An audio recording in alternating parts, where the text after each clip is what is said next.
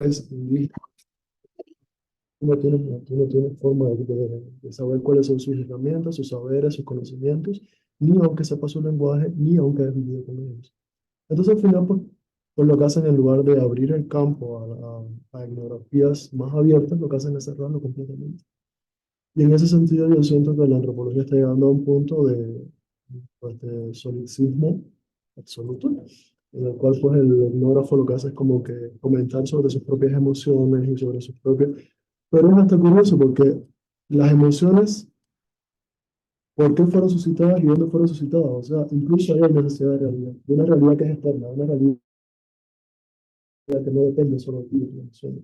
Y eso pues, en ese sentido pues a mí me hace mucho. O sea, yo estaba pensando todo el tiempo en cómo se podría esto como que quizás poner en diálogo con la corriente de actualidad de la antropología. Igual y bueno, también lo digo en el texto, pero una de las cosas que también me hace, cierto que si se queda en los campos de sentido, se vuelve también otra vez un poco relativista, ¿no? Esa sección sí son así. Pero después con la idea de Lonergan, ¿verdad? Lonergan. Lonergan. De la cuestión de los ámbitos principales y los ámbitos subsidiarios, entonces pues ya se explica muchísimo mejor y se puede como organizar muchísimo mejor la idea de Gabriel de los campos de sentido. Y porque la realidad es que Hola, Sandra, ¿nos escuchas bien? mismo metafísico, pues también Escucho se... bien, muchas gracias. Buenas tardes. Buenas tardes. Entonces, pues, pero si se va como contrarrestando con estas otras cosas, pues yo creo que la verdad es que la filosofía, al menos esta corriente de filosofía, tendría muchísimo que decir, al menos esta, yo lo digo como que bastante cerrada.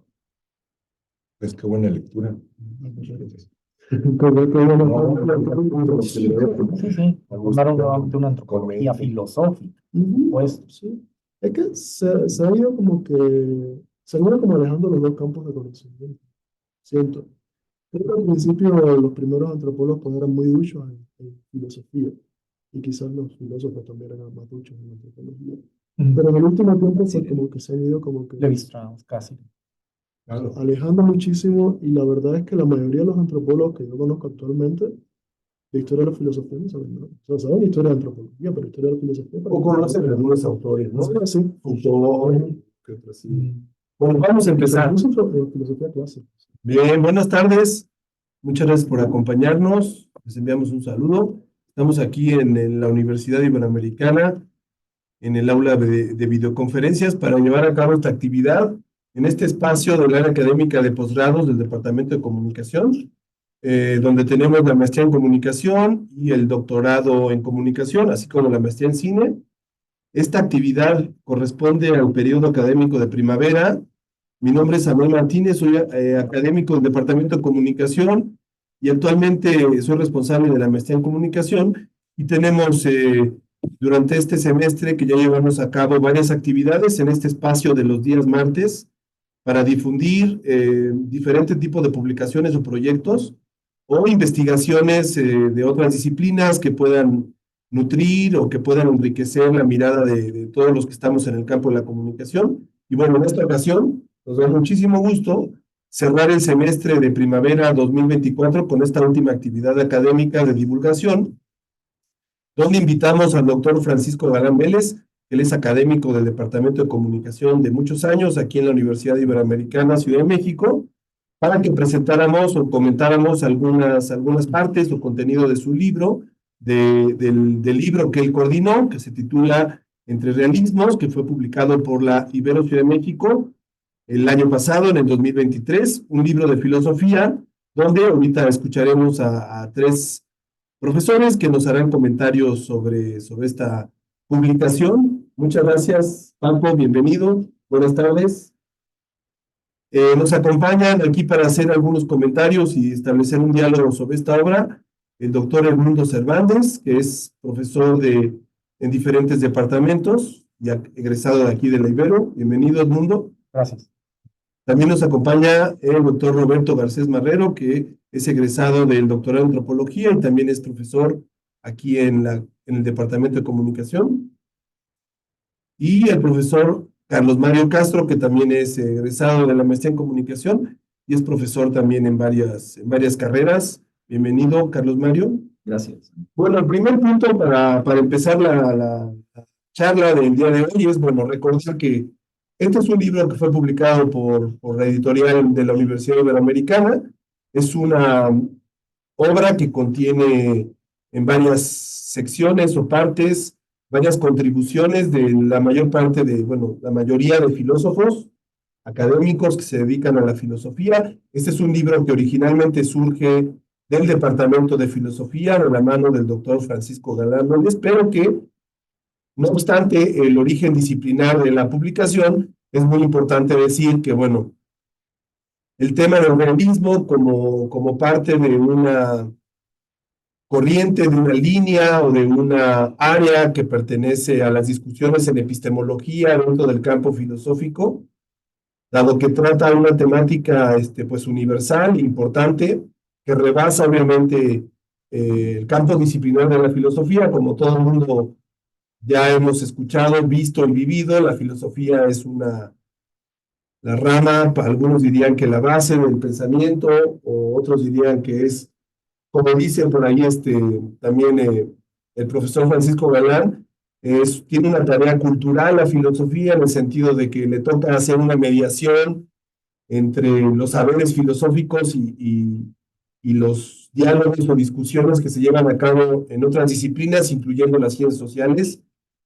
Y bueno, la epistemología es una rama, una especialidad de la filosofía que ha tenido a lo largo de su historia, en esta larguísima historia milenaria de la filosofía, ha tenido un devenir. En algunos momentos la epistemología ha estado en un lugar de debate público de interés más relevante, en otros momentos se ha mantenido, digamos, un poco en un segundo o tercer nivel de discusión. Y bueno, para nadie es una sorpresa que después de la Segunda Guerra Mundial y todo lo que ha pasado en el campo de las ciencias sociales y las humanidades y en el mundo en general, en los últimos 50, 60 años, pues ha habido una serie de giros en el pensamiento, de revoluciones en nuestra manera de pensar el mundo.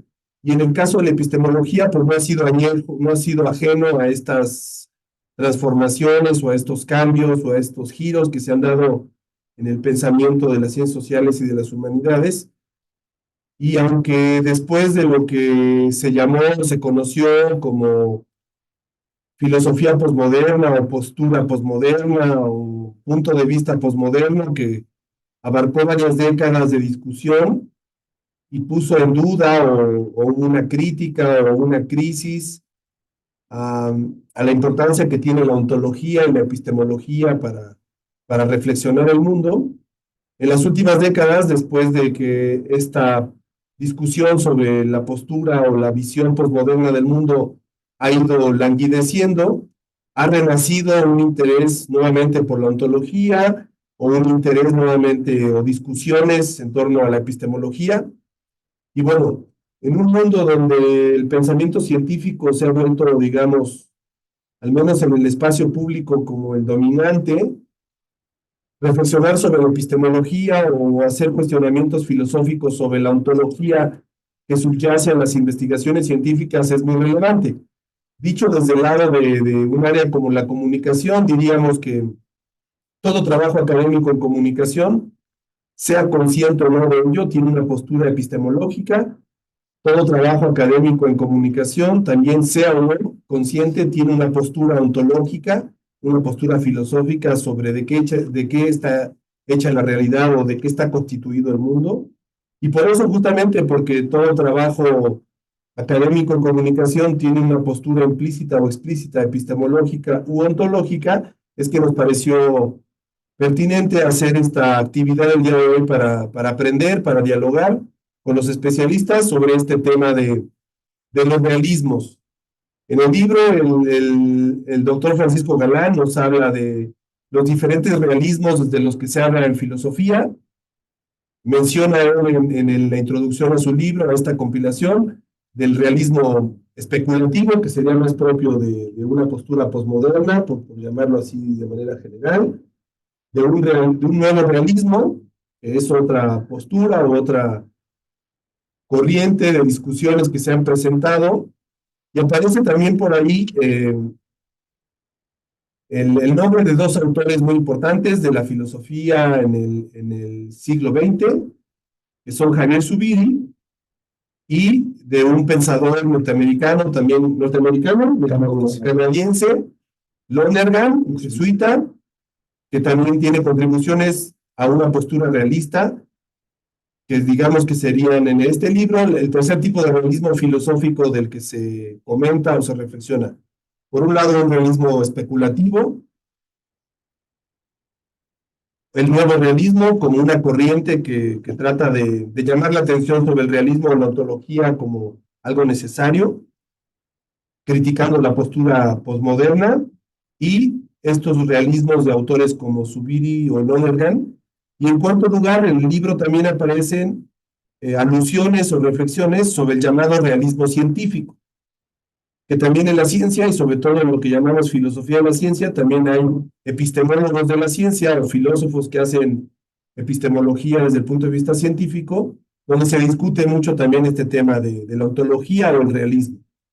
Así que bueno, esta obra está disponible. Esta semana en la Ibero se está llevando a cabo la Feria del Libro Universitario. Está disponible desde ayer hasta el día jueves o viernes en la mañana. Quien pueda darse una vuelta está invitado para que pueda conseguir de manera física, en papel, este libro de Entre Realismos, que más o menos con descuento Ibero. Ahorita nos dice el doctor Galán que el libro, como todos los libros del Ibero, tienen 40% de descuento. Y tratándose de un libro que tiene más de 500 páginas, pues este libro, el precio de línea debe de costar 500 o 600 pesos. Y ahorita con descuento debe estar por ahí de los 300 pesos. Así que si pueden acercarse aquí a Publicaciones Ibero o venir a la universidad, les sugerimos que lo puedan adquirir. Y bueno, pues muchas gracias, Paco.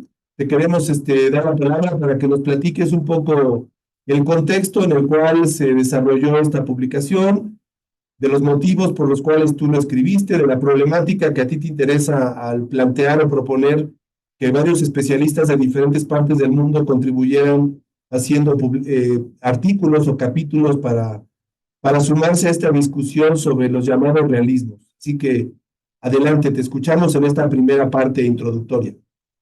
Muchas gracias, buenas noches. Y voy a ser breve para escuchar primero mis colegas y luego entre todos comentar. El libro surge de una corriente que volvió a poner, como acabas de decir, Samuel, en primer lugar el tema del realismo. Esa corriente aparecieron autores muy diversos y se les puso como un nombre para agruparlos, un nombre que se ha llamado paraguas, que se ha discutido mucho, pero que son autores muy diferentes.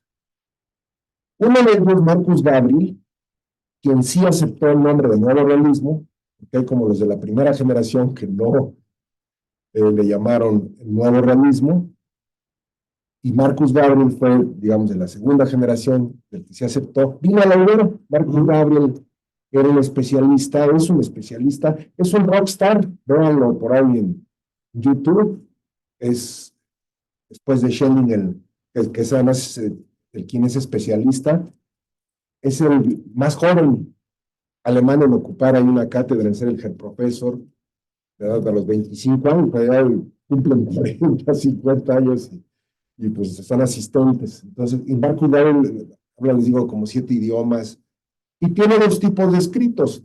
Es un gran divulgador, pues tiene sus libros de escritos, de divulgación, y tiene pues, sus libros un poco más para filósofos, ¿verdad? Uno de esos libros se llama El mundo, ¿por qué el mundo no existe? Alguna vez en mi Facebook puse ahí, estaba con el libro leyendo, estaba con mi copa de single malt, que me gusta mucho, y entonces me pusieron, Paco, no tomes, porque estaba con, porque el mundo no existe. Marcus Gabriel me invitaron a la Ibero, yo ahí lo escuché. La tesis de él es que considerar que existe un ámbito desde el que se puede englobar todo lo que existe y que ese ámbito preferentemente es estudiado por las ciencias naturales, eso le parece un reduccionismo. Entonces, él dice que hay distintos campos de sentido, les llama él, como puede ser el campo de las novelas de ficción, como puede ser el campo político. Entonces, no hay un mundo desde el cual podrías incluso decir que la ficción pues, no es real, o que no existen los entes, o que la realidad política no está, ¿verdad? El ámbito de la comunicación, en fin, hay diferentes campos de sentido y no se deberían de agrupar en uno solo. Esa es su tesis. Lo que me llamó mucho la atención de él es que él decía que, sin embargo, no puedes decir lo que tú quieras de esos campos de sentido. Entonces, que la clave para entender en qué estaría la existencia en esos distintos campos de sentido son los juicios verdaderos. Tú no puedes decir que el pato Donald fue una deidad de los mayas, que fue adorada por los mayas, pues no es cierto, ¿verdad? Que los Simpson, aunque los veas en el programa, pero sí puedes decir que existen los unicornios, porque existen en el campo de sentido de los tapetes medievales, las novelas de cierto género, de las películas de Hollywood, en fin, ese es un poco su tesis, pero lo que me llama mucho la atención es el realismo del juicio verdadero. Ahí es donde yo dije, pues esto es lo que yo he estudiado de un autor que es muy poco conocido, este jesuita que acaban de mencionar, Bernard Lonergan, ¿verdad? Pues casi nadie lo conoce. Yo lo empecé a estudiar porque me dieron una beca. ¿En la educación, Paco? Bueno, él era teólogo, sobre todo, principalmente fue un teólogo. Fue profesor de teología dogmática en la Universidad Gregoriana de Roma. En latín, imagínense, cursos para 170 personas, como si de veras hubiera mucha uniformidad de la Iglesia Católica. Estamos en los años 60, ¿verdad?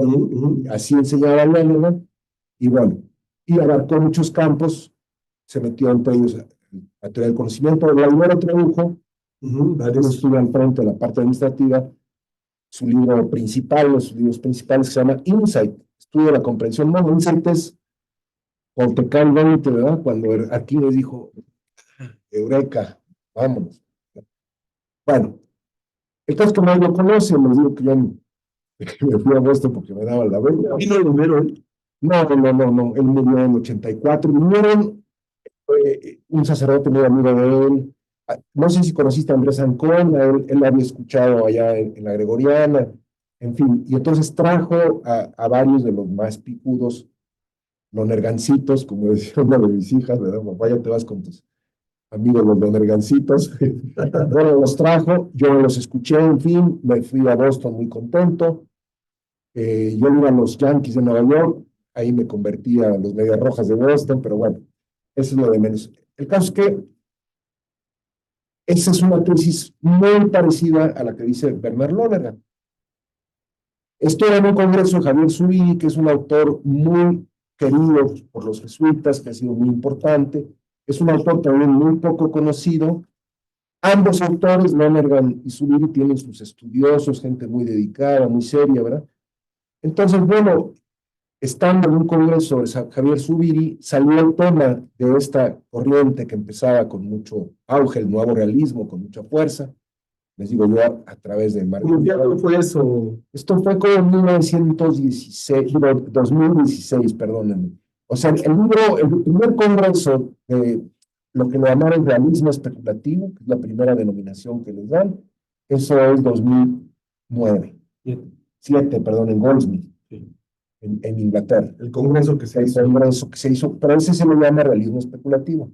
Y luego Marcus Garvey con Mauricio Ferraris hacen un congreso que le llaman Nuevo Realismo. Y Mauricio Ferraris es el que saca el libro que se llama Manifiesto del Nuevo Realismo. Y en esa conferencia que yo estuvo un filósofo mexicano muy importante, Mario Teodoro Ramírez, un gran conocedor de Deleuze, él viene del marxismo también, y no me gustó muchísimo, además que él se acabó metiendo con uno de los más importantes y famosos del primer movimiento del realismo especulativo, que se llama Quentin Moyazú, son rockstars, o sea, no hay crédito de veras de lo fuerte que ha sido Quentin Moyazú, muy distinto. En el libro viene una traducción de un artículo que entonces estaba inédito, de Quentin Moyazú, y de él podríamos estar hablando, porque es un pensamiento muy especial, muy original, el de Marcus Garvey, etc. Bueno, entonces el libro viene de decir, hombre, ¿por qué no intentamos establecer un cierto diálogo? Por una parte, respecto a la necesidad que tenemos de volver a posturas realistas, que es de donde viene un poco esta corriente, llámenle realismo especulativo, llámenle nuevo realismo, ¿verdad? En la división que ha habido en la filosofía, se ha dividido el panorama entre los filósofos de la tradición analítica, los filósofos de la tradición continental, unos dándole más peso a la ciencia, otros dándole más peso a las ciencias sociales, pero en realidad se ha caído porque también entre los filósofos que trabajaron con los analíticos, ¿verdad? Vino, digamos, lo que fue Thomas Kuhn, que todos hemos leído su libro de la estructura de las revoluciones científicas, ¿verdad? Entonces vino un alejamiento respecto a las posturas realistas y claramente en la tradición continental vino la hermeneutización del pensamiento, caracterizado en la frase, no hay hechos sin interpretaciones. Un fenómeno muy reciente que se está escribiendo, el tema de la posverdad, de las fake news, ¿verdad? Pues es un poco ya la crisis de, bueno, pues ya Yo tengo los datos. pues claro, y luego polarizados. Entonces, ¿cómo tratamos de hacer un diálogo? ¿Cómo tratamos de acercarnos a posturas realistas sin que realismo signifique dogmatismo? Porque esa es una de las cosas que más es denostadas Y que por los autores. No, yo conozco la realidad y cállense porque ustedes, en fin, sí, perdóname. sí, no, justamente que desde el lado de las ciencias sociales, el argumento que se suele utilizar como sentido común, digamos, así en términos muy generales, es que la ciencia como campo de conocimiento es quien tiene acceso a esa realidad dura, que está muy relacionada con ciertas nociones del positivismo del siglo XIX, ha cambiado, ¿no? Nuevos positivismos o pospositivismo, como le queramos llamar, pero mucho esa noción de sentido común en ciencias sociales está basada en eso. Sobre todo las ciencias sociales, digamos, como estoy hablando particularmente de la comunicación u otras más administrativas, más económicas, la ciencia política, en otras áreas. Claro que hay otras disciplinas como la antropología o en algunas áreas de la sociología donde hay otras posturas respecto a la realidad, ahí son más diversas, más flexibles, ¿no? Tienen muchos nombres las corrientes, pero durante mucho tiempo sobre todo después de la Segunda Guerra Mundial, con todos los cambios que dieron el pensamiento, con todos los giros, ¿no? El feminismo, el cultural, todos estos giros que se dieron, se perdió de vista la relevancia de la realidad, de la ontología, y ya no se discute ni se enseña mucho en los cursos de metodología, porque no hay cursos de filosofía de las ciencias sociales en los posgrados de ciencias sociales, no hay cursos sobre eso. Hay clases de metodología donde algún profesor quizá meta un poco más renovar la discusión respecto al realismo, pero son temas que se pasan por alto. Por eso me parece muy importante este mapita que nos diste ahorita, de estas divisiones de lo continental, lo analítico y cómo ahí surge después, pues el llamar la postura postmoderna, llamémosla así en términos como etiqueta muy general, ¿no? En los 70s, 80s, 90s, no se pone de moda cierto discurso relativista. Así es. Y en la tradición analítica, en los países anglosajones, sobre todo en Estados Unidos, ¿verdad? Viene sobre todo de las ciencias sociales, el pensamiento decolonial, ciertos pensamientos feministas, y entonces viene lo que le llaman la tesis de la validez igual. O sea, de pensarse que la ciencia era el conocimiento, ahora se dice, pues todos los discursos valen lo mismo, ¿verdad? Ahí nos vamos, y ya no me meto mucho al otro tema que yo decía. Vivimos una cultura altamente diferenciada, este es un tema muy querido por mí, y mínimamente integrada. Y entonces yo digo que hay tres estrategias político-culturales, educativas. ¿Podrías reflexionar un tantito sobre esto de la sociedad diferenciada para ver desde dónde lo estás? En las culturas no diferenciadas, digamos, casi todo es dominado por un campo semántico que llamaríamos el sentido común, las preocupaciones de la vida diaria. Hay un mínimo de diferenciación siempre, por ejemplo, con lo religioso y el sentido común. Bueno, la cultura occidental viene diferenciada desde con los griegos por el surgimiento de la filosofía, luego viene la teología, luego viene la ciencia nueva, y con la ciencia nueva pues viene el nuevo siglo XIX, la biología, etcétera.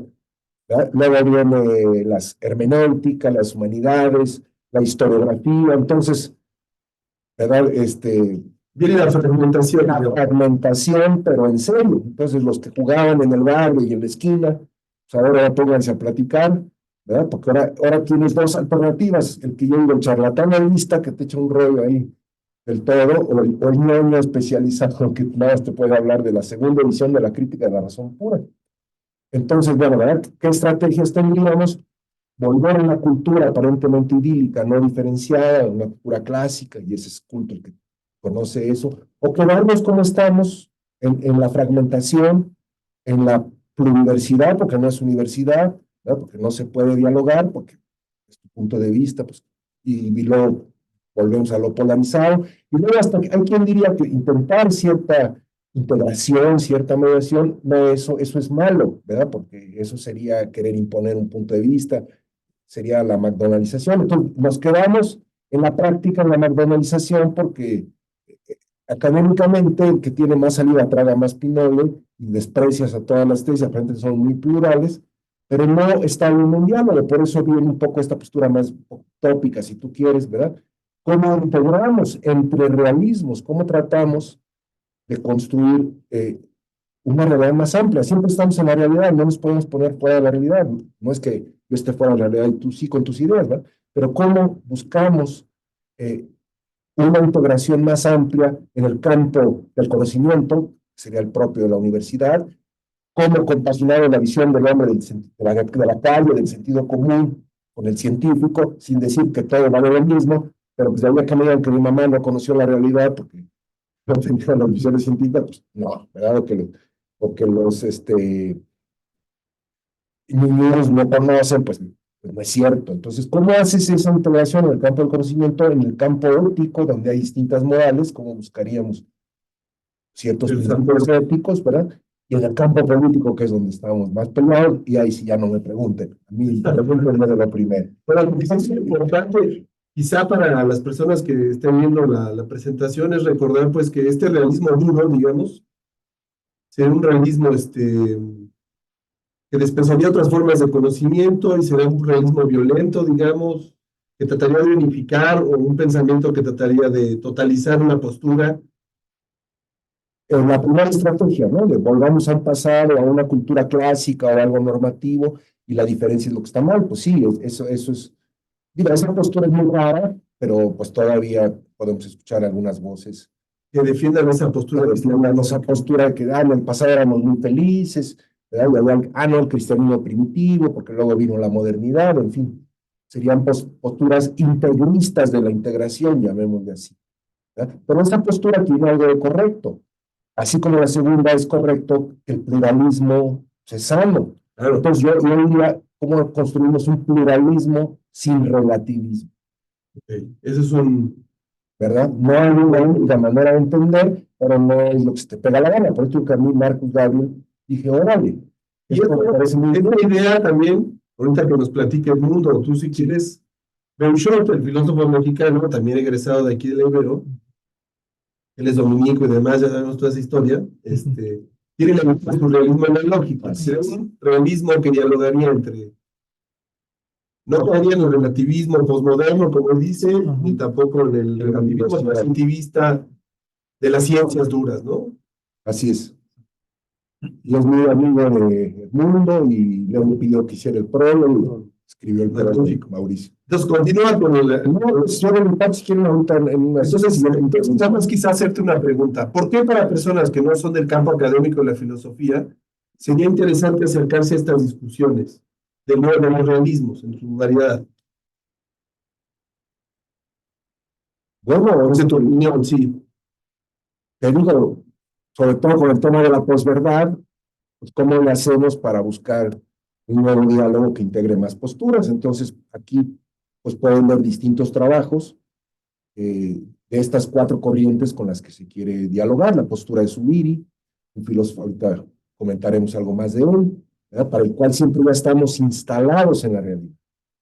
Nadie se puede poner fuera de la realidad, ¿verdad? Ahora, otra cosa es que conozcamos lo que es en realidad, pero estamos partiendo siempre desde esta instalación en la realidad. La postura de Lonergan, que yo le llamo realismo crítico, porque es el realismo del juicio verdadero. No es que algo sea verdad porque yo lo conozca, pero yo no tengo de otra para conocer la realidad que tratar de ese juicio verdadero. Entonces, claro, el problema clave epistemológico es ¿y cómo llegamos a la verdad? El realismo ingenuo cree que te sales Entonces tú tienes unas fotos, unas representaciones, y ahora voy a comparar si mis fotos corresponden a lo que está allá afuera. Díganme cómo lo hacen para salirse fuera de sí mismo, ¿verdad? Entonces, ahí tendríamos esta idea de cómo podríamos buscar este camino de la verdad. Tendríamos el realismo científico, que consistiría en volver a tratar de dar una explicación realista de la ciencia, pero donde tienes que jerarquizar muchas cosas, porque más bien hoy se ha caído en una postura constructivista de la misma ciencia. La ciencia simplemente postula entidades, pero no tiene que ver con la realidad. Cada cabeza es un mundo. Digamos, yo diría, no nos quedemos en la segunda estrategia, ¿verdad? En mi casa nunca vi el cine, no, sino por qué te importa. Pues el constructivismo en esta interpretación que tú haces sería una postura, digamos, relativista. Sí, antirrealista, exactamente. Y está instalada también en las ciencias sociales, sobre todo en las ciencias sociales, pero también se pasó en muchas visiones de las ciencias duras, ¿verdad? Entonces, insisto, la tesis de la validez es igual. Que solamente hay el paso en el desfile, que solamente hay una verdad y una manera de entender, pues cada quien lo que se le pegue la gana. Y entonces a ver quién tiene más likes y a ver quién lo citaron más. Sí, y esa sí, la verdad no importa. tiene muchos efectos negativos, ¿no? En muchas áreas, en muchos sentidos, en la educación, en la ética, en la política, como ya dijimos, en muchas áreas, ¿no? La polarización, no las cosas en México, en los Estados Unidos. Y todos los países. Sí, Francia, Argentina, bueno. Claro, El Salvador, Bueno, ándale, también. Guatemala. muy bien, excelente. Pues muchas gracias por esta introducción. Bueno, vamos ahora a cederle la palabra al doctor Edmundo Cervantes para que nos platique su acercamiento a este libro. Gracias. Bueno, el acercamiento fue bastante íntimo con el libro, porque estuve trabajando de la mano con el doctor Galán en este enorme libro de 500 páginas. Y quisiera centrarme, bueno, entre otras cuestiones, principalmente en una posible crítica al texto.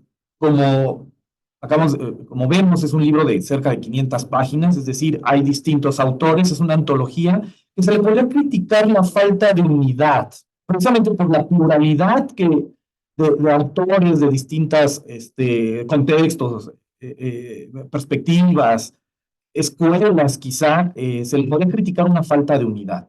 Lo que yo pretendo es, para, por supuesto, incentivar la lectura del texto, pues mostrar de cierta manera que hay una manera de hilvanar o de mostrar la unidad de este texto. Pero bueno, inicio. El problema con respecto a la realidad es una cuestión filosófica discutida desde hace bastante tiempo, que surge siguiendo lo expuesto por Mauricio Beuchot, este filósofo mexicano que acuña y funda la hermenéutica analógica, que pretende, como su nombre lo indica, ser este punto medio proporcional, dinámico entre el univocismo, ¿no? Una postura rígida, única, o incluso no habría interpretación porque solo habría una postura, y el equivocismo, ¿no? La pluralidad indiscriminada, donde todo es válido, todo es correcto, ¿no? Él postula el concepto retoma el concepto de analogía, y de ahí deriva a un realismo analógico, a un personalismo analógico, y que, bueno, escribe el prólogo al texto.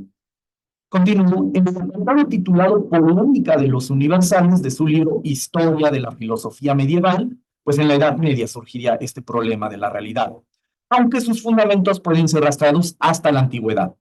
El realismo filosófico, pues, tiene sus orígenes en el término de universal, siendo este el concepto que comprende y engloba todas las características singulares de un objeto o ente concreto. Es decir, define o describe lo que la cosa, res en latín, es.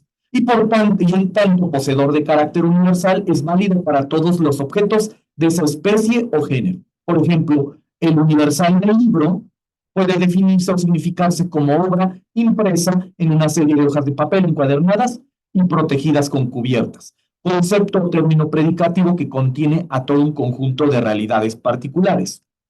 No obstante, el problema sobre los universales surge cuando se cuestiona la existencia ontológica metafísica de estos. a saber, si los géneros o las especies son realidades subsistentes por sí mismas o únicamente son concepciones mentales del ser humano. Este problema que establece un filósofo neoplatónico en el siglo III, Porfirio, que establece pero evade. Dice, yo no le voy a responder, ahí se tratarán los filósofos posteriores. Ahora bien, del problema de los universales se derivan tres principales posturas filosóficas con respecto a la realidad de estos, a saber, el realismo exagerado, el realismo moderado y el nominalismo. El realismo exagerado, pues atribuido generalmente a Platón en su propuesta del mundo de las ideas, afirma que los conceptos universales persisten por sí mismos, puesto que existen y subsisten en una realidad suprasensible, famoso topos Uranus platónico.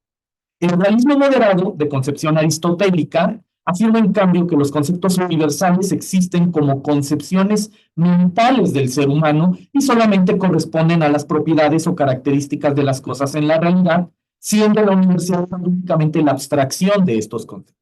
Por último, el nominalismo. Para el nominalismo, los universales se reducen a palabras que, inventadas por el ser humano, se utilizan por economía mental y por lo tanto sería una corriente también antirrealista. De esta manera, entre realismos, texto que nos trae hoy a esta reunión, surge como una forma de entablar un diálogo entre autores del realismo especulativo, del nuevo realismo, de los que ya habló el doctor Galán, del realismo científico con autores como Javier Zubiri, Bernard Lonergan y Mauricio Reuchon. La sección primera, aquí es donde trato de mostrar que hay una cierta unidad, a pesar de la pluralidad del texto, del libro entre realismos, pues que hay una manera de hilvanar y darle unidad al texto. La sección primera se centra en el realismo postcontinental, término acuñado por Ernesto Castro, el cual surge como una respuesta a los excesos del relativismo y busca encontrar un koiné, un idioma en común entre la tradición continental y la analítica, así como la dialéctica, enfocándose en cuestiones fundamentales del realismo, como el estatus de los conceptos universales y la existencia del mundo externo. Aquí esbozo nada más esta unidad de los capítulos. Sería demasiado extenso hablar de cada uno de los ensayos. Asimismo, son de destacar los capítulos de María J. Binetti y de Laureano Ralmón, en el que la filósofa argentina propone un nuevo realismo feminista, que busca reintroducir el concepto de esencia en los discursos feministas contemporáneos, ¿no? Que a veces se diluyen un poco, a pesar de las tendencias precisamente constructivistas predominantes. Y en el filósofo argentino, por su parte, defiende el correlacionismo débil, explicitando distintas correlaciones, como la correlación sensible, hasta una correlación objetiva que relaciona la realidad con la física cuántica. La segunda sección, enfocada al filósofo vasco Javier Zubiri, inicia con el capítulo escrito por Carla Castillo, el cual funge como vínculo entre ambas secciones, pues la filósofa mexicana aborda la noción de realidad de Zubiri, de Landa, Meillassoux y Gabriel como una forma de contrarrestar el relativismo posmoderno. Creo que ahí vemos como ya estos puntos en común, estos comunes denominadores que hilvanan el texto. No profundizo demasiado, por premura de tiempo. Y fomentar un compromiso ontológico en la filosofía. En el capítulo de Alfonso Villa se analiza la posición de Meillassoux y critica su intento de superar el correlacionismo, confrontándola con la perspectiva de Zubiri, quien sostiene que la realidad tiene un carácter absoluto e incondicional. Carlos Sierra Lechuga e Ignacio Clavero Fernández presentan un capítulo en conjunto proponiendo un concepto llamado reología, el cual, inspirándose profundamente en los trabajos de Zubiri, consistiría en una metafísica de la realidad. Fernando Esaú Ortiz, profesor también de asignatura de aquí de la Universidad Iberoamericana, enfoca su capítulo en el tema de la esencia zubiriana, concretamente en cómo Zubiri sostiene que es posible conocer la esencia de las cosas a través de un proceso riguroso llamado comprobación.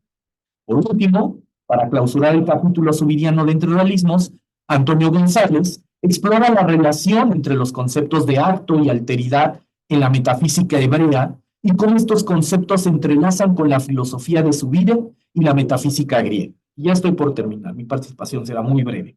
La sección tercera, enfocada al realismo científico, inicia con un ensayo de Isabel Thomas Vogel que busca identificar la estructura común que subyace a las diversas variantes del realismo científico contemporáneo, exponiendo sus límites y evitando un enfoque externo o prejuicioso.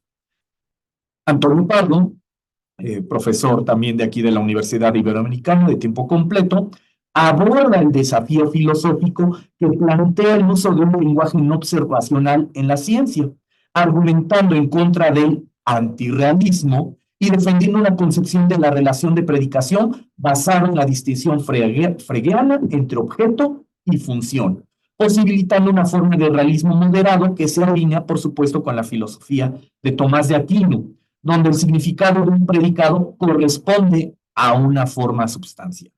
Finalmente, en la sección cuarta, donde yo participo con un capítulo, con un ensayo, coloca la propuesta filosófica de Bernard Lonergan como eje central de la misma, en relación con el concepto de realidad a través de la ciencia ficción, el arte y la ontología. Fernando Aurelio López Hernández, profesor de la UNAM, examina las propuestas de Lonergan, Gadamer y Gabriel en relación con el arte y la realidad, destacando la importancia de la autoapropiación de la conciencia en la filosofía de Lonergan y cómo ésta se relaciona con la experiencia artística. Jeremy Wilkins explora el realismo de Lonergan enfatizando la autoapropiación de la estructura intencional del sujeto humano, contraponiendo la perspectiva de Lonergan con la de Kant, argumentando que la mente se relaciona con objetos a través de preguntas en lugar de intuiciones sensibles. El doctor Francisco Garay analiza la noción de realidad de Gabriel, Zubiri y Lonergan en relación con el concepto de unicornios, que ya nos habla un poco, como premisa para explorar diferentes campos de sentido y la aprehensión de la realidad. Y en mi capítulo pues, expongo muy puntualmente precisamente la postura, la propuesta de este filósofo mexicano, Mauricio Beuchot, el realismo analógico, contraponiéndolo con ciertas posturas de la literatura y del cine de ciencia ficción. Es cuanto, por mi parte, ahí la idea era esbozar cómo este texto, este enorme libro, pues sí tiene un hilo conductor o hay un entrelazamiento entre los distintos ensayos, capítulos que lo componen. Gracias. Gracias. Pasamos a escuchar entonces el comentario de Carlos Mario Castro. Así es. Bueno, ¿Me prestas tu libro, Paco? sí. La lectura entre los realismos a mí personalmente me hizo recordar a Javier Zubiri en un artículo ya bastante viejo, Nuestra situación intelectual, cuando señalaba en pleno totalitarismo del positivismo científico, decía Zubiri, pero lo mismo es menos comprensible el azoramiento que inexorablemente ataca a quien quiera entregarse a una profesión intelectual. A pesar de tanta ciencia tan verdadera, tan fecunda y central en nuestra vida, a la que tantos de los mejores afanes humanos se han consagrado, el intelectual de hoy, si es sincero, se encuentra rodeado de confusión, desorientado e íntimamente descontento consigo mismo. No será, dice Zubiri en esta cita, naturalmente por el resultado de su saber. En esta dirección, este conjunto de artículos diversos, una unidad en la diferencia sobre la realidad, como esta realidad comprendida como independiente pues de la interpretación de nuestras percepciones individuales, este libro puede ayudarnos, sobre todo en el campo de la maestría en comunicación, a recuperar cierta perspectiva necesaria sobre problemas de nuestra sociedad mundial que está, a mi modo de ver, todavía anegada por los relativismos extremos que niegan solidez a lo real para entonces entronizar a la vacilante y caprichosa percepción. Todo es invento y construcción social de ficciones, como lo fundamental incluso para el campo de la ciencia y sus códigos. En este sentido, por ejemplo, nunca fuimos a la luna, es un invento. Todo el discurso alrededor también del terraplanismo, la Tierra no es redonda, es plana, y todo lo que vivimos también de negación de la pandemia, de la enfermedad y las vacunas. Aquí quisiera nada más referirme a este asunto de la percepción. En un mundo diferenciado en sistemas, como insinúa el profesor Galán en el prólogo, la percepción queda acotada, al menos desde cierta sociología, al sistema funcional del arte. Lo que quiero decir un poco con lo siguiente es que la percepción vale, pero vale para el mundo del arte, no para todo lo demás. Un sistema diferenciado, este de la percepción, a partir de reciclar la capacidad de percepción de los individuos. La experiencia artística inicia con la percepción. Una prestación que la tradición, en su afán de filtrar cualquier residuo animal de lo humano, demeritó por considerar que era inferior al de las funciones reflexivas de entendimiento y razón. En este sentido, pues, la capacidad de contacto que según esto caracteriza al hombre es la del pensamiento racional. Pero exactamente a la inversa, se puede decir que la comparación, para el caso, en este caso del arte quizás, muestra la prioridad evolutiva, genética y funcional de la percepción sobre el pensamiento. En este sentido, una sociología de la comunicación artística, como la que, por ejemplo, propone el sociólogo Luhmann, quizá ninguna otra teoría realiza este trazo semejante, separa a la comunicación, sistemas sociales, de la conciencia, individuos. Por eso, en congruencia para el tema del arte con esta explosiva decisión teórica, el arte utiliza la percepción y con ello recubre el logro propio de la conciencia, la externalización. Visto de esta manera, la función del arte sería integrar lo incomunicable por principio, la percepción, al contexto de comunicación de la sociedad. Si la percepción atrapa con sus hechizos la atención díscola y siempre inquieta de la conciencia, entonces, para lograrlo, las obras de arte recurren a la creación de formas propias como medios visuales, sonoros, textuales, olfativos, medios que logran estimular escalofríos, la temperatura, el equilibrio.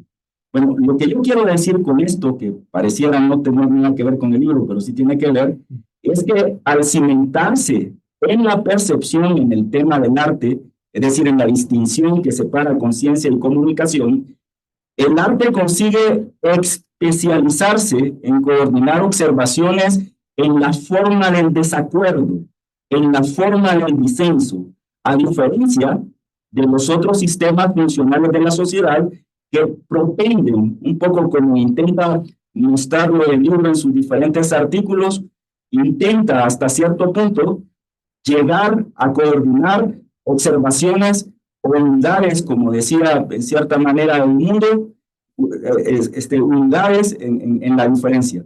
El arte suscita que los observadores, por aquí lo quiero acotar esto acá, de la experiencia artística, incluidos los artistas, no puedan ponerse de acuerdo nunca sobre el significado o valoración de las obras de arte. Aquí radicaría el éxito de un sistema de comunicación como el arte en la sociedad moderna. Incluso este desacuerdo es la piedra de toque de la comunicación artística para orientar a la percepción respecto de la calidad o su carencia en los objetos artísticos.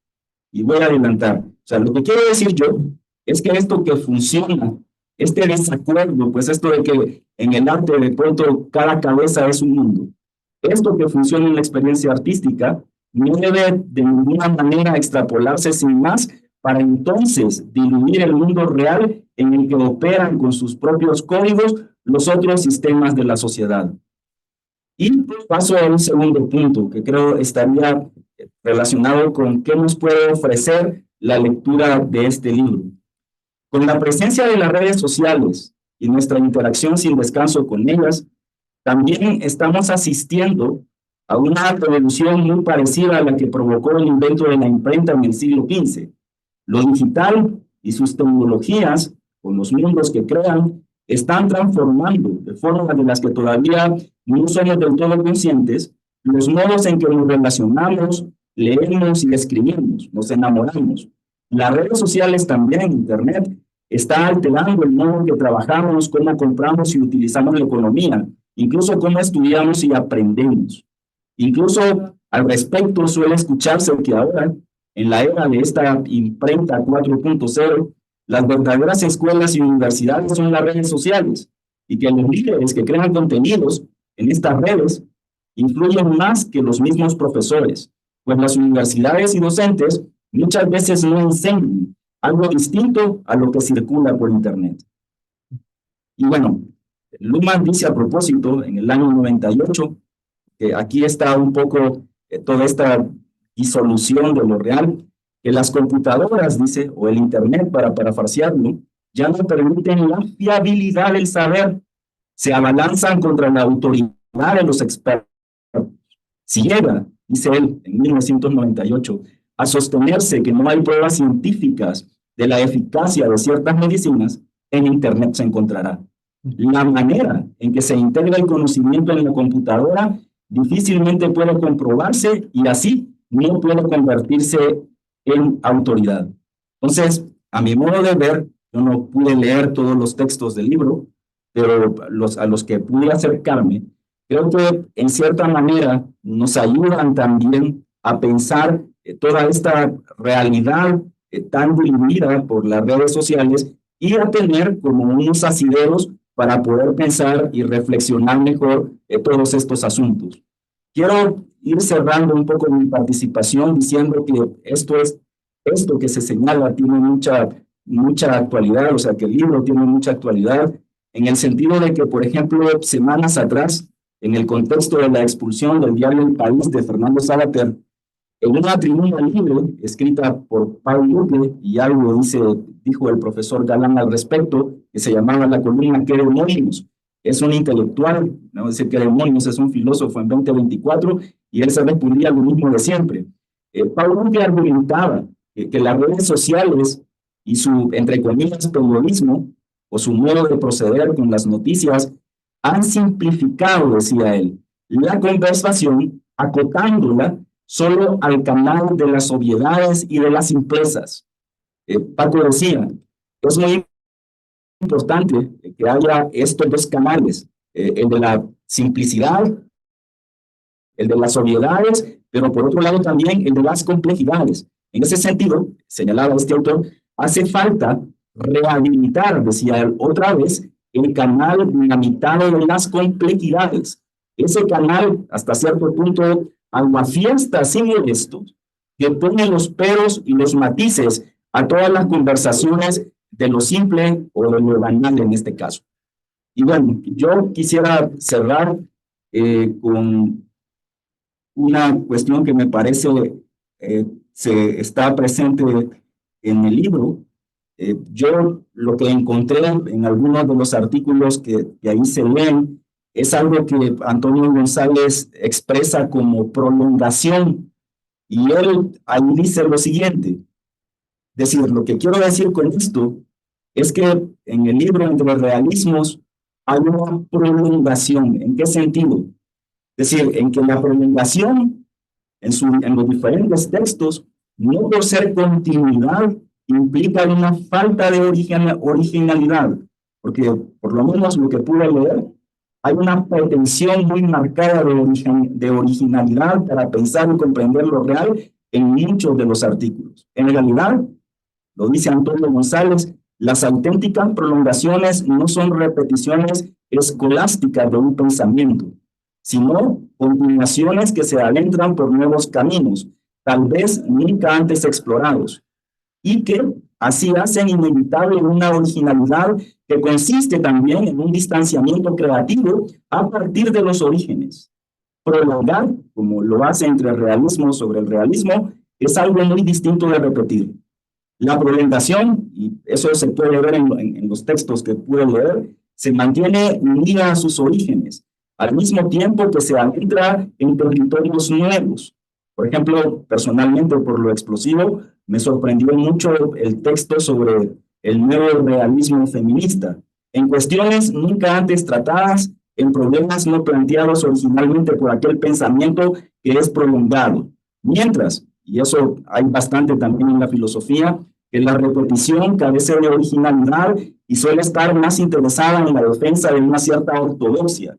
La prolongación, en cambio, está más interesada en los problemas mismos, en las dificultades y en los desafíos intelectuales que esos problemas plantean. En este sentido, para la gente o para quienes quizás estamos en comunicación, a veces se nos olvida que detrás de ese concepto, o mejor dicho, la comunicación como concepto, también es una gran batalla al interior de una gran cantidad de posturas filosóficas, sobre todo desde la modernidad, alrededor de la comunicación.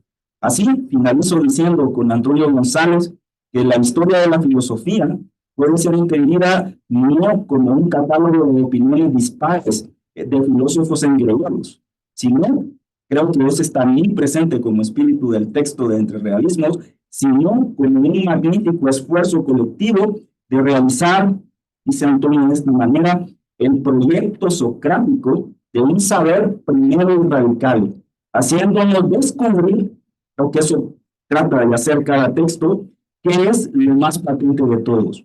Es lo que podemos nosotros, creo yo, encontrar en este campo más de la comunicación, en este libro de Entre Realismos, que al igual que el libro, pues yo invito a que se convierta en una referencia para los estudios de maestría, sobre todo en lo que tiene que ver con fundamentar mejor los temas que dentro de la comunicación se seleccionan para trabajar aquí en la universidad. Y pues, gracias. Muchas gracias, Carlos. Vamos a escuchar ahora las palabras del doctor Roberto Garcés Marrero. Gracias, hermano. Bueno, mi intención con estas palabras es básicamente, pues, hacer el comentario de las inquietudes que me suscitó o que me respondió el texto. Como describe el doctor Francisco Galán en la introducción para un diálogo entre realismos, vivimos en un mundo donde se oscila entre el naturalismo, a veces ramplón de las ciencias naturales, que aspiran a conocer un mundo inhabitado sin observadores posibles, y el relativismo constructivista de las disciplinas que estudian la sociedad. En términos de popularidad, al menos en mi área, este relativismo posmo ha sido más incluyente, trasvasándose a todas las capas sociales, disolviendo fronteras y significados, instaurándose como un pernicioso segundo sentido común.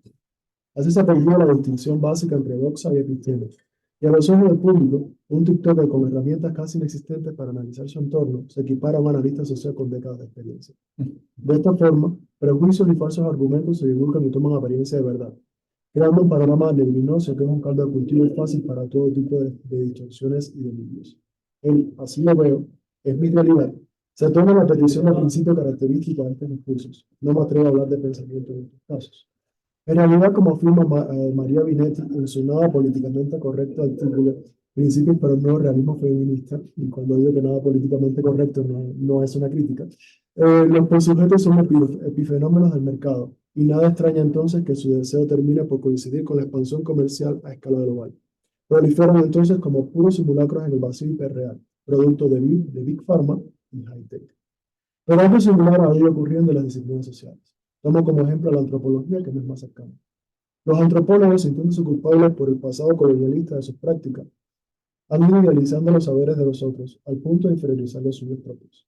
Parecen considerar que los varios milenios de conocimiento construido entre varias civilizaciones, épocas, lenguajes, costumbres, religiones, y que han dado lugar a lo que actualmente se le suele llamar con cierto tono peyorativo, conocimiento occidental, es incapaz de comprender la diferencia sin tratar de subordinarla.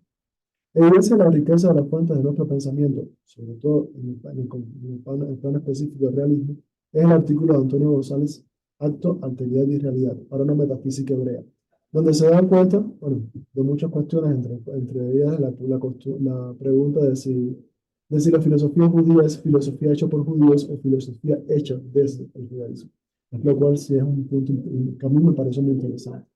Donde se da cuenta del entretejimiento de la filosofía judía y el neoplatonismo desde la época de Filón de Alejandría, pasando por Spinoza y el punto de inflexión moderno de la metafísica a la ética, hasta llegar a un lugar de convergencia con autores no judíos como Zubiri y su idea de actualización y la actualidad plena. Hay que reconocer una acusada ignorancia filosófica en muchos analistas sociales de la actualidad, que les impide hacer este tipo de conexiones entre autores, corrientes, épocas y con sus propios conceptos base. La historia de la filosofía no debería ser exclusiva para filósofos, debería ser enseñada a la mayor escala posible. Por estas lagunas de información y limitadas por los prejuicios al uso, muchos investigadores sociales han ido cerrando su propio campo de estudio. Por ejemplo, deben ser los indígenas exclusivamente los que se estudien a sí mismos. Pues nuestra mirada está sesgada y no contamos con los recursos necesarios para comprender y traducir sus ideas, es decir, sus realidades. Ni siquiera somos capaces de entender nuestra propia sociedad, puesto que estamos interseccionados. Somos parte de un, de un cierto grupo social, cierta clase, religión, etnia, estatus, etc., que nos fija y deforma cualquier posibilidad de comprender al otro. Ese devenir moda, en mal sentido, lleva a dos posibilidades en términos prácticos. Por una parte, la producción antropológica se convierte en un balbuceo solipsista, donde el investigador habla vagamente de sus emociones e impresiones difusas, porque a fin de cuentas es imposible la traducción del otro. Y hay que limitarse a estudiarse a sí mismo, en contraste con cierto ambiente extraño que apenas alcanza a distinguir. El antropólogo entonces se convierte en un paródico narciso, que busca su propia imagen porque su miopía extrema no le permite contemplar al mundo. Por otra parte, y afortunadamente es lo más frecuente, la propia evidencia etnográfica es tan fuerte que pugna por salir, a pesar de los billetes epistemológicos que le han sido impuestos, y aflora un texto donde la evidencia de una realidad concreta y aprehensible se contradice con unas bases teóricas que niegan su posibilidad. Pero el problema, en estos casos, ya va más allá de la cuestión epistemológica. Luego del denominado giro ontológico y de considerar la naturaleza y la cultura categorías occidentales inaplicables en campo, se popularizaron las diferentes ideas culturales sobre naturalezas como realidades distintas, lo cual ya es un problema ontológico, no solo epistemológico. El mundo entonces se fragmentó aún más en un sinnúmero de posibilidades no solo culturales, sino naturales. Ya no solo se hablaba de saberes distintos, sino también de mundos distintos, por supuesto inaccesibles al investigador, pues solo se puede acceder a ellos desde el interior de la propia cultura y aprender el lenguaje o la convivencia durante años no es suficiente. Parece que falta algo esencial, huidizo, que quizás está en la propia composición biológica de los sujetos estudiados. Este último elemento muestra con bastante claridad que lejos de negar el concepto occidental de naturaleza, lo multiplicaron e incluso lo redujeron, construyendo con él un sinnúmero de espacios claustrofóbicos inaccesibles desde fuera, por tanto, en última instancia, incomprobables. Se preguntarán por qué hablo tanto de antropología si no es el tema del libro. Quizás por la vieja táctica de traer a mi terreno lo que no conozco. No, va más allá, aunque también. La antropología, en este caso, es solo un ejemplo de cómo los estudios sociales del constructivismo nos está llevando a un callejón sin salida y, por ende, a un punto de quiebre. Estamos en un momento esquizoide, donde nos hemos ido disociando de la realidad, tratando de comprenderla mejor, pero desde bases que han demostrado ser infructuosas. Justamente esa es la gran importancia que le veo al libro. Y ese tipo de diálogo sobre el realismo, diálogo que además no habla de un realismo reduccionista. Imprescindible en estos momentos antes de que como sociedad, como disciplinas sociales y como individuos caigamos en un total delirio psicótico. Necesitamos conectar con la realidad.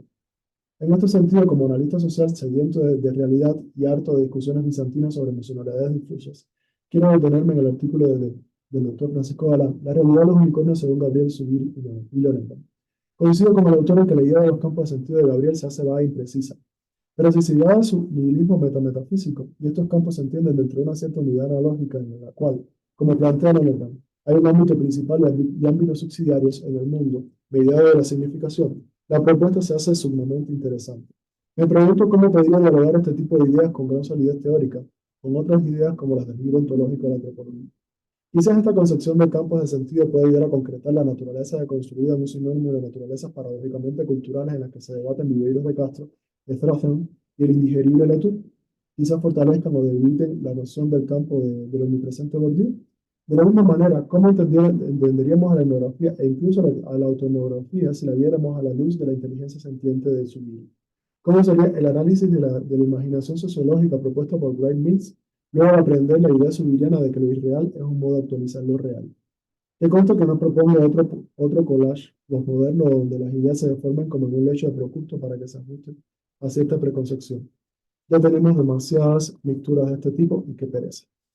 No, por lo que hago es porque salgamos de nuestros compartimentos estancos y lleguemos a debates interdisciplinarios de este tipo de textos, donde se aborda a fin de cuentas el medio de nuestras preocupaciones investigativas, explicadas en las dos grandes cuestiones ontológicas y la cuestión epistemológica que nos refiere Galán. Si existe o no una realidad independiente, una realidad, si ésta es independiente o no de nosotros y si puede o no ser conocida. A fin de cuentas, este es el meollo de todo el conocimiento, no solo social, sino humano. Concepto interesante en este realismo diverso y no reduccionista que reactualiza conceptos de raigambre aristotélica como esencia, acto y sustancia, en un momento donde, parafraseando un poco a Bauman, todo se licúa en un mare magnum de confusiones. Creo que retomar estas discusiones sobre realismo y hacerla extensiva a todas las disciplinas del análisis social nos puede ayudar a encontrar esa solidez que se nos está escapando y proponer un pluralismo sin relativismo, como nos acaba de decir el doctor. Gracias. Muchas gracias, Roberto. Pues sí, efectivamente, esa es la apuesta porque este tipo de materiales o publicaciones lleguen a fuera del campo disciplinario de la filosofía, donde son importantes, lleguen a las disciplinas como las nuestras, ¿no? En este caso que nosotros estamos como docentes en el campo de la comunicación. Y bueno, sí nos enfrentamos a la problemática de que por haber sido, digamos, cambiado el esfuerzo docente orientado mucho a veces hacia una postura cientificista, se ha desplazado no solo el conocimiento de la historia, sino también de la filosofía, y ya prácticamente estas discusiones es muy difícil llevarlas a cabo dentro de un campo académico como el de la comunicación, o en este caso como la antropología, ¿no? No sé, Paco, si quisieras tú ahí hacer algún comentario, alguna alusión. Pues agradecer, ¿no? Magníficas lecturas, magníficas lecturas. Yo solo quisiera solo aclarar ese excurso ahí sobre la percepción. Es que el año pasado estuvo acá José Carlos Ruiz, pues salió que es un filósofo más, digo, es académico, pero tiene una vertiente, una beta muy divulgativa también. Entonces salió el tema que estaba más con este artículo del feminismo, que de pronto en esta cuestión del feminismo, de ciertos feminismos, la percepción, como tú lo decías también, se vuelve un imperialismo que abate absolutamente todo. Y a lo que quería decir, ok, la percepción está bien, pero hay que acotarla a donde tiene lugar, que en este caso, como Numan lo propone, es en el arte, porque ahí sí se trata de crear pues una experiencia que es como una vivencia más personal, pero lo que no se puede es que en otros campos la percepción, tu percepción, se convierta en la realidad que hay que imponer a todos los demás. Entonces, solo aclarar eso. Bueno, el concepto de prolongación me gustó muchísimo, muchísimo. El de Antonio González. Porque esto es lo que yo Me encontré ahí, resulta muy útil. el diálogo que hay con toda la tradición. O sea, en filosofía a finales del siglo XX se discutió mucho eso, ¿verdad? Si íbamos a repetir o si la filosofía era una especie de literatura. O sea, esa postura también tiene algo de fuerza, o sea, es correcto, ¿no? Está repitiendo y repitiendo y repitiendo, buscando una ortodoxia, pues qué sentido tiene. Pero te vas a desentender de Los problemas. la verdad, que trata nomás de crear conceptos, en fin. Pues yo creo que no, en fin, entonces por eso me gusta. Y luego además es creer que estás descubriendo el hilo negro cuando en realidad te están habitando otros, y pues hay mucho pensamiento, en fin, te está enriqueciendo. Entonces, a mí me gusta mucho esto de la prolongación. Y bueno, aquí las preguntas están excelentes, ¿verdad? Y justo les platicaba, uno de los autores analíticos que lo metieron a la conversación del nuevo realismo se llama Paul Boghossian. Paul Boghossian, él era físico de formación, luego se mete a filosofía, luego escucha a Richard Rorty, quien pues, fue un filósofo que acaba cambiándose al departamento de literatura.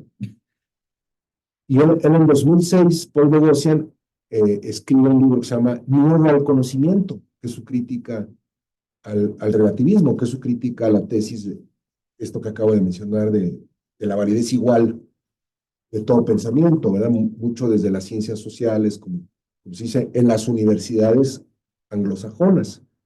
Entonces, fíjense, le llama miedo al conocimiento. O sea, ahora está satanizado, critica la idea de racionalidades alternativas, ¿verdad? Pues, a ver si de veras es... En fin, a él me invitan, también hay que matizar, lo escribe después otro que se llama Baltasar Graciano en defensa del relativismo, y entonces pues también hay que ver qué hay de correcto, ¿verdad? Digo, ya que están muy analógicos aquí con la audición de un show, bueno, pues sí, sí es cierto, o sea, hay que ver también qué hay de correcto de esas tesis, pero no te las puedes llevar, ¿verdad? Como estás diciendo, acaba solipsismo o balbuceo solipsista, ¿verdad? Que en eso acaba entonces, no, pues me parece fantástico, digo. Yo venía a la clase y me da un gusto, digo, todos lo saben, cuando alguien lee los trabajos, hombre, ya te sientes. Por cierto, la vida, ¿no? ¿cómo le ha ido a la presentación del libro o a su diálogo en el campo filosófico? ¿Cómo tiene poco de haber salido, pero Sí, cómo ha ido su camino, su trayectoria? es que, bueno, mira, digo, esto ya es más personal, ¿verdad? Pero me pasó desde el libro de La fascinación del deporte, que tú me hiciste favor de presentarlo. O sea, es tremendo, tienes que compilar los textos, escribirles. Traducir cuando se Por ejemplo, aquí fue muy grato la profesora Isabel Thomas Fogel, que hace un trabajo espléndido. Unas figuras que ni te conocen. Esta tiene sus diálogos con Bogosian y, hombre, no sabe, un otro que ni me contesta, ¿verdad? Pero, ay, se me va el nombre. El primer artículo, Ernesto Castro. Ernesto Castro. Claro. También amabilísimo, me contestó, en fin, ¿verdad? Pero bueno, hay un trabajo de compilar, de editar, en fin. Pero luego tienes que distribuir el libro, ese es un trabajo pues más comercial, y tienes que hacer marketing, o como le quieran llamar, pero o sea, pues, sí, la gente que hagan o sea, donde más movimos el de la fascinación del deporte, pues eran las presentaciones, pero pues hay un momento en que, pues digo, no me estoy quejando, pero pues tienes que seguir adelante y vienen otros trabajos, en fin. Ahí va, por ahí empezó su recorrido. Entonces, por eso esto que grato que... Además, digo, la portada me gusta, ¿no? Ahí el que se ha montado aquí el entre realismos, no sé, me gusta, pero sí hace falta más marketing filosófico, ¿no? Se necesitaría más. Y de otros textos publicados aquí en México, Paco, recientemente, ¿con qué textos le ves afinidad? Imagino cosas de discusiones en filosofía de la ciencia o... O sea, Mario Todora Ramírez, ya lo dije, fue el primero que sacó. Él no participó. Él no participó, yo lo invité y no participó. Él escuchó a Marcus Gabriel, pero él se va a entusiasta tremendo de Quentin Melasú. Ya no vamos a entrar muy a fondo ahí porque te da para, ¿verdad? Es un pensamiento muy, muy, muy peculiar. Después de la finitud, 2006, por eso le llama, ahí lo cuento, Mauricio Ferrari le llama el año milagroso del realismo. 2006 aparece el nuevo conocimiento de Paul Bogosian y aparece después de la finitud de Quentin Melasú. Bueno, Mario Todora Ramírez hace un texto donde trata de juntar a los autores del realismo especulativo con los del nuevo realismo. El nuevo realismo, así lo llamaron Mauricio Ferraris y Marcus Gabriel, e invitaron a Paul Bogosian. Paul Bogosian fue a la reunión principal que hacen en Bonn, ¿verdad? Lo invitaron y fue Paul Bogosian. Entonces él escribe el nuevo realismo. Si me dieron el primer trabajo, si no, no se preocupen, ¿verdad? Ernesto Castro dice, mejor llamémosle, pero es muy ambicioso. No lo vamos a llamar nuevo realismo porque ya hubo en el siglo XIX, en inicios del siglo XX, ya hubo un nuevo realismo. Entonces sería la segunda temporada de Netflix, nuevo realismo, segunda parte. Realismo especulativo, lo que van a enfatizar especulativo para decir, ya queremos hacer ontología, ya queremos tratar de hablar, Melasú dice, del gran afuera, ya poder decir, pues, cómo es. Pero Melasú, ese es otro tema muy, le llama materialismo, ese es otro tema sensacional en la vida, porque el realismo se acaba identificando muchísimas veces con materialismo, El marxismo clásico así dividía, me acuerdo cuando empecé a dar clases que había profesores chilenos, bueno, total, ya no hablo de más temas, pero ese es un tema importantísimo, ¿verdad? Porque entonces Melasú le llama materialismo especulativo. Entonces, Ernesto Castro le llama poscontinental, diciendo que también ya está mostrando que se debe de superar esa barrera entre los analíticos y los continentales. Ferrater Mora hace años yo enseñaba filosofía contemporánea, él hablaba de los tres imperios, porque entonces el marxismo era un imperio. Es un buen término. Entonces, sí, pero cada uno tiene sus facultades de filosofía, tiene sus congresos, tiene sus autores clásicos, todo estaba el marxismo, estaban los continentales, que no se llamaban continentales, fíjense la denominación, pues continentales, pues esa claramente se la pusieron los analíticos, pues los continentales se llamaban filósofos, claro, la filosofía ellos se sentían, y ahora fíjense ya como decimos occidental, ¿verdad? Ya nada de decir la filosofía, bueno, ¿verdad? Y los analíticos estaban pequeñitos, pero pues los analíticos de estos tres, los marxistas, no estoy diciendo que no valga la pena leerlo, pero pues se cayeron con el muro, como hecho social, como corriente, como imperio, se cayeron. Entonces quedaron, pero estos creciendo, pero es una gran división. Entonces, Ernesto Castro ve con muy buenos ojos que autores como Marcus Gabriel tienen un pie con los analíticos, ¿verdad? Rorty era analítico y se pasó a los continentales, pero diciendo que era literatura. Entonces, ojalá él lo mencionara como vamos a hacer ya un realismo que quiera dividir esa separación. Yo no sé a qué tanto podamos aspirar, ¿verdad? Pero sí deberíamos de tratar de poner un pie en diversas tradiciones, o por lo menos, no sé, No, estar enterado de la discusión, enterarte de las discusiones, enterarte de la discusión. sobre los realismos y sus posturas. Sí. Muy bien, ¿algo que quieras agregar, Carlos? Empecemos contigo. No, pues agradecer. Mira, desde hace tiempo esto de la filosofía académica, pues me queda así como muy grande, pero creo que hay un intento de pues salir de lo académico para poner estos textos en diálogo, pues con estos problemas que hasta cierto punto pues están aquí en la universidad y fuera de la universidad. ¿Tú, Roberto, algo que quieras comentar para cerrar? Pues sí, también agradecer y pues en este caso hablé básicamente con la antropología, pero la verdad es que podría hablar también, ahora que lo menciona, de que una de las cosas que pensaba mientras leía el texto pues es precisamente la relación entre realismo y materialismo. Yo soy cubano, yo estudié en Cuba.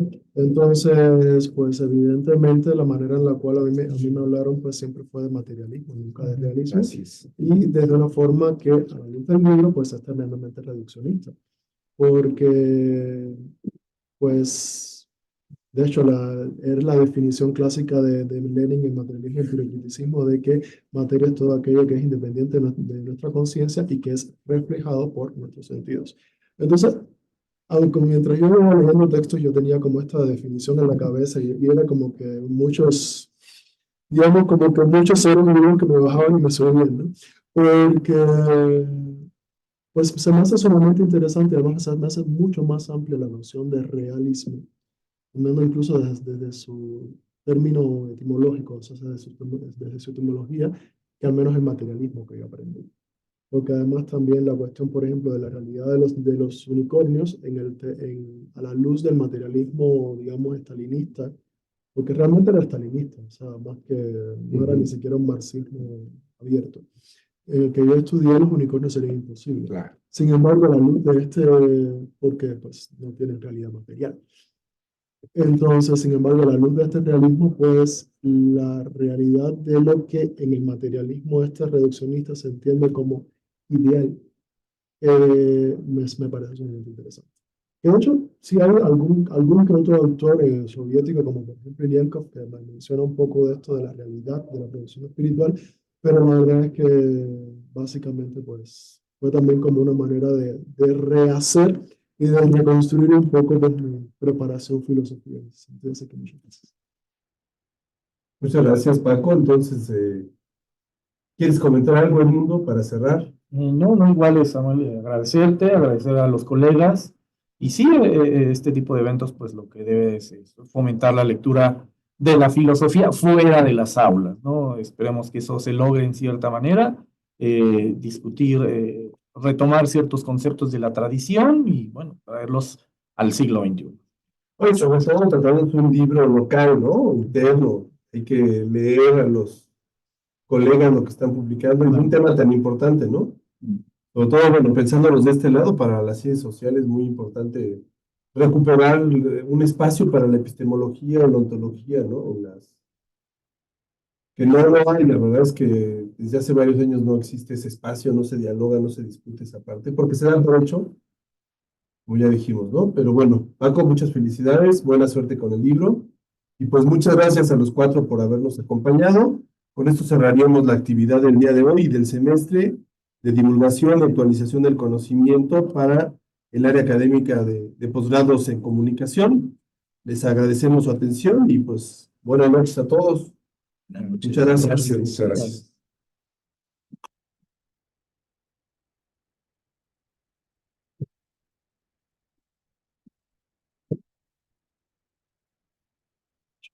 Sí, de la materia de investigación.